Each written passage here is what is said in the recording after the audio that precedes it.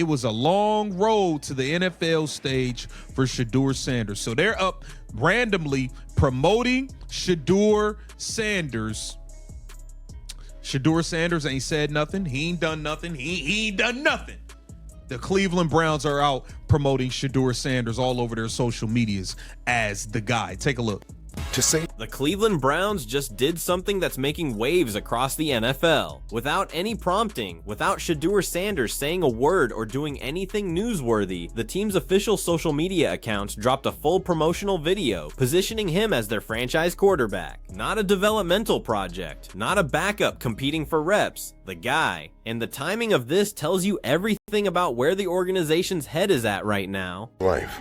His father, Dion, is a member of both the Pro Football and College Football Hall of Fame, and from an early age, Shedeur learned what preparation, accountability, and confidence demand, and how necessary they are if you're going to stay in the bright lights. A lot of people don't understand it's a lot more adversity than you think, just even being the son of Deion Sanders. At Trinity Christian High School in Texas, with Dion calling the offense, Shedeur led his team to a state championship while developing the calm, controlled style that would define. Here's what makes this significant. Shedeur's been completely off the grid since the season ended. No interviews, no social media drama, no headlines. He's been working with his receivers, studying the playbook with offensive coordinator Todd Monken, staying out of the spotlight. And that's when the Browns decide to release this video. When he's not asking for attention, when he's not demanding anything, the organization steps up and makes a statement. That's not random. That's strategic messaging, and it's aimed at a very specific audience. Starter, becoming one of the most efficient quarterbacks in college football. In 2022, he was named SWAC Offensive Player of the Year, but he craved a bigger stage. In 2023, Sanders took his game to Colorado and changed the program's trajectory. Over 2 seasons, he rewrote the school's record book, finishing his career as Colorado's all-time leader in passing touchdowns. In 2024, he posted a 165.9 passer rating and earned Big 12 Offensive Player of the Year honors.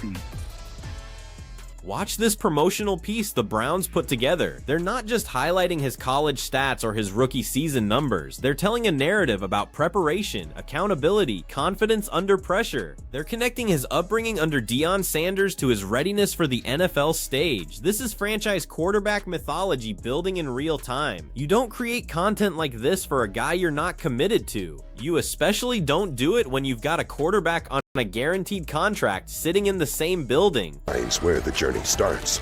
Down that road, learning the NFL game, staying prepared, and striking when the moment was right. By the end of the year, in 8 games, Shedeur threw for 1,400 yards and 7 touchdowns and was named to the Pro Bowl as a reserve. To decompress off the field, Shedeur trades one stage for another, expressing himself through music. It's another reflection of confidence built through preparation.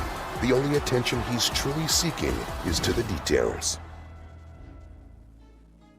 That is the Cleveland Browns putting that up. They are now promoting Shedeur Sanders. The video breaks down his entire journey. Trinity Christian High School in Texas, where Deion called the offense and Shedeur led the team to a state championship. Then Jackson State, where he posted a 23-3 record as a starter across 2 seasons and became one of the most efficient quarterbacks in college football. In 2022, he won SWAC Offensive Player of the Year, but he wanted a bigger stage, so he transferred to Colorado. That Colorado tenure rewrote the record books. After 2 seasons, he finished as the school's all-time leader in passing touchdowns. In 2024 specifically, he posted a 165.9 passer rating and earned Big 12 Offensive Player of the Year honors. Then came the draft, where he fell to the 144th pick. The Browns grabbed him, and by the end of his rookie year, he'd thrown for 1,400 yards and 7 touchdowns in 8 games, got named to the Pro Bowl as a reserve. See, they already upgraded this offensive line. They gave you potentially 4 new starters. They can actually go get another starter in this draft. You can get another starting receiver in this draft, whether it's Cardinal Tate, Jalen Tyson, or you can get my man Mekhi Lemon. There's all kind of availability to move up and down the draft board. And guess what? See, it's a difference between when you're competing and when you smell the finish line. See, right now, Shedeur Sanders has an opportunity to win the quarterback one position, right? Todd Monken is going to give him that. Now here's where the organizational politics get interesting. The Browns invested heavily in their offensive line this offseason. 4 potential new starters. They can still add another one in the upcoming draft. They can grab a starting receiver, whether that's Cardinal Take, Jalen Tyson, or Mekhi Lemon. All the pieces are being positioned around Shedeur, not around Deshaun Watson. And this promotional video drops right as those roster moves are being finalized. Connect those dots. But the thing that's going to help is a year off season. He's been working with Jerry Jeudy. He's been working with Malachi Corley. He's been working with some of those guys. Todd Monken is going to come in, invigorate the offense, and you still got Fanning. You still got Judkins. You still got Jerry Jeudy, who was on a rehab assignment. We're getting Jerry Jeudy back to the 2 years ago Jerry Jeudy. I think this is a very easy one. With the infrastructure placed, Shedeur Sanders should take one of the biggest leaps of any guy on the offense, especially the rookies. The media personalities who've been pushing alternative quarterback options are having a rough week. Jason Lloyd, Mary Kay Cabot, the entire anybody but Shedeur crowd that's been campaigning for Kyler Murray, Malik Willis, JJ McCarthy. The Browns just answered them without saying a word directly. When your official team accounts are producing content that positions a player as the savior, the chosen one, QB1, you're not leaving room for interpretation. That's organizational commitment made public. Changing my answer. Okay. I'm changing. You guys have convinced me that the answer is not Quinshon Judkins, who will take a year or 2 leave. It's not Shedeur Sanders, who I agree will take a year or 2 leave. But it's someone who is going to benefit from the partial leap Shedeur is going to take, from a improved run game, from a significantly changed offensive line, and that is Harold Fanning. Guys, to end 2025, or the last 6 weeks that Harold Fanning played, he was top 6 in all tight ends across the league in receptions. He was 4th in yards. He was top 7 in touchdowns. And he was tied for 3rd in first downs. That was behind an offensive line that couldn't block me from getting the last Reese's on Halloween. Or Jason from spilling his coffee before the show started. Look at how analyst G. Bush breaks this down. He's pointing out that the infrastructure is already in place. The offensive line upgrades happened. The receiver room still has Jerry Jeudy, who's coming off what Bush calls a rehab assignment and is expected to return to his form from 2 years ago. You've got Nick Chubb in the backfield. You've got tight end Harrison Bryant, who became one of Shedeur's favorite targets down the stretch last season. And critically, Shedeur's been working with these guys throughout the offseason. That chemistry building started the moment the season ended. Gee, who was Shedeur's favorite target down the stretch last year? Man, I think it was Harold Fanning. Harold Fanning. Yeah, and when Harold Fanning wasn't in the lineup for the Browns last year, Shedeur Sanders' numbers started to decline. It was his favorite target. Rookies, they had all the reps together from minicamp, from rookie minicamp, from OTAs, from those sideline, out-of-field practices that Shedeur was being put through. Harold Fanning was often part of those. So, who benefits the most year 1 to year 2? Well, Fanning was a very good rookie. I think he has a chance and the trajectory to become a superstar at the position. Here's the part that's getting overlooked in all the quarterback debate noise. Todd Monken is going to give Shedeur a legitimate opportunity to win the starting job outright. Not a token competition where the outcome is predetermined. An actual evaluation where performance determines the depth chart. Deshaun Watson will be in the room, probably alongside another developmental draft pick. But the promotional content, the roster construction, the offseason investment, it's all pointing in one direction. And everyone inside that building knows it. This jump will be from Shedeur's #1 target. So I think Harold Fanning goes from being a really good rookie tight end in 2025 to a guy we're calling a top 5 tight end in the NFL in 2026. What he did right there, Earl. You like that? That was an old school trick from The Price is Right. He waited till everybody else was done, and he gonna say $1.